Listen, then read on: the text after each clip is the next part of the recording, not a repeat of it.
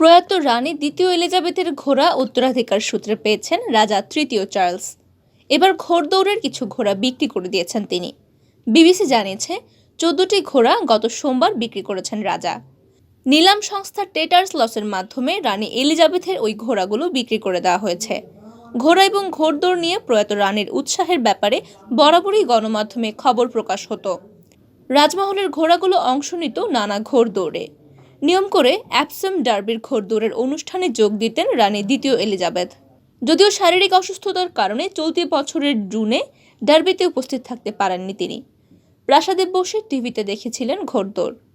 রানী এলিজাবেথের প্রতিনিধি হিসেবে মাঠে উপস্থিত ছিলেন তার বোন রাজকুমারী অ্যান, যিনি নিজেও একজন ঘোড়াপ্রেমী। টেটার্স লসের মুখপাত্র জিমি জর্জ অবশ্য দাবি করেছেন ঘোড়া বিক্রির ঘটনা অস্বাভাবিক কিছু নয়। প্রতি বছরই রাজপরিবার থেকে কিছু ঘোড়া বিক্রি করে দেওয়া হয়।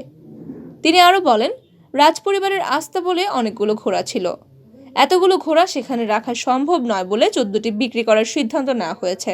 রাজা তৃতীয় চার্লসের আমলেও ঘোড়ার সঙ্গে রাজপরিবারের সম্পর্ক শেষ হবে না বলে দাবি করেছেন তিনি।